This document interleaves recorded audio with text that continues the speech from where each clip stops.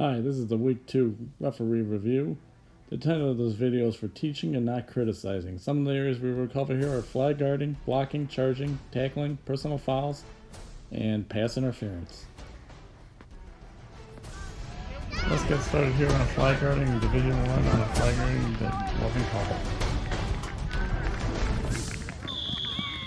When we break this down in slow motion, you're going to see the ball carrier use his free hand to swoosh away the defender's hands, not once but twice on this play, so he could have been called for flag guarding twice. Here in Division 1 is another example of flag guarding that should be called, but here it wasn't.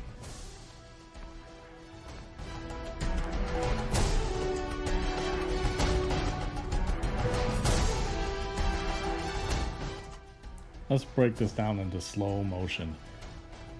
The ball carrier will use that patent swoosh right here, and then he goes and lowers his elbow to block the flag there. So twice he could have gotten called for flag guarding. For coaches watching this, I do want to point out that the defensive coach, Tyler Kazee here, is actually cheering on the opposing team. Excellent sportsmanship, Tyler. Here's an example of flag guarding in Division 2. The ball carrier drops his elbow and also uses a swoosh to knock away.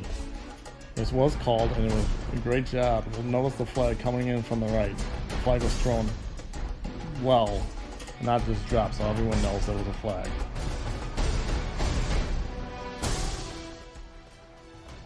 Here's an example in Division 1 where flag guarding wasn't called, and I'm okay with it not being called here. Although if it was called, I'd be okay with it being called. The runner did have his arms down and was running with his arms down, and it was prohibiting people from getting to the flag. But being that the kids are younger, me personally, I let them play.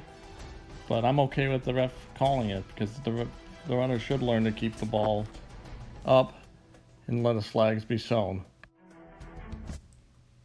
Here in Division 2, we have a very similar play. This time it was called. The Panther receiver is going to catch the ball, and she is naturally running, but her arms are down, and it does prohibit the defender from getting to the flag. So the referee determined this was flag guarding. Here in Division 2, we have a flag guarding that wasn't called. The ball carrier uses both a swoosh and also a stiff arm to flag guard. Even though the ball carrier was stopped, we still should be calling flag guarding. It doesn't make a difference. If there's a penalty, there's a penalty, no matter the outcome. So coaches, how do we not get flag guarding called on our team? Teach your players to hold the ball with two hands high and tight. Here's a good example of a Seahawks player doing just that.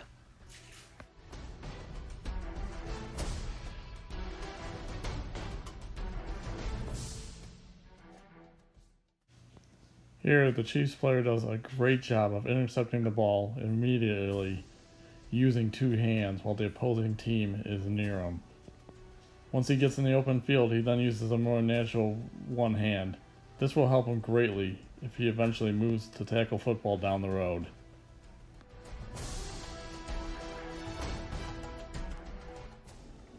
Blocking is illegal in flag football. This does include getting in the defender's way. Here's a Chiefs player trying to seal the corner using his back and outstretched arms. It should have been called for blocking, resulting in a loss of down and 5 yards from the original line of scrimmage.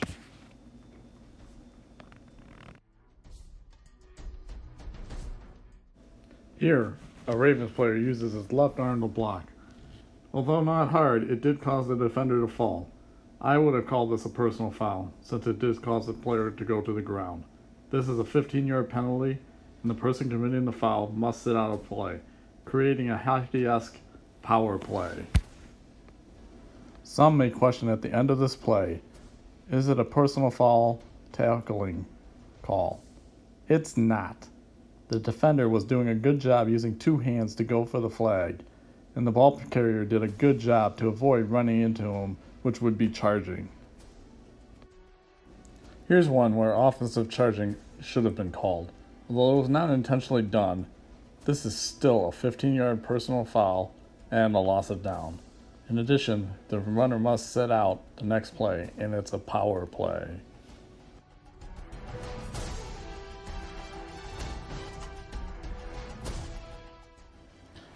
Here's a play where a personal foul tackling charge should have been called.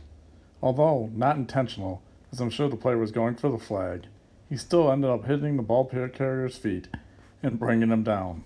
All tackling personal foul calls are 15-yard penalties and power plays. Here would be half the distance to the goal, and the offense would have 6 players to the defense's 5 players. It was also an automatic first down. Here's a play where a personal foul should have been called on the defense. Even though I'm sure he was going for the ball, contact on the opposing team was made, causing the player to fall.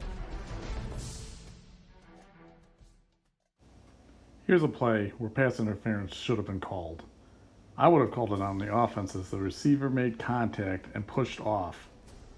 But if he didn't do that, I would have called it on the defense. It's interference to face guard and not make a play on the ball. Here's where it gets tough because both players were in the wrong. This is a judgment call the ref has to make. Just choose one and go with it. Show confidence in your call and you're less likely to hear complaints. Here's the final review play of the day. A defensive pass interference that should have been called. The defender uses his arm to push back the receiver. Even though he's clearly going for the ball, we do not want contact being made. Thanks for taking the time to watch and learn. Feel free to ask questions and give us feedback.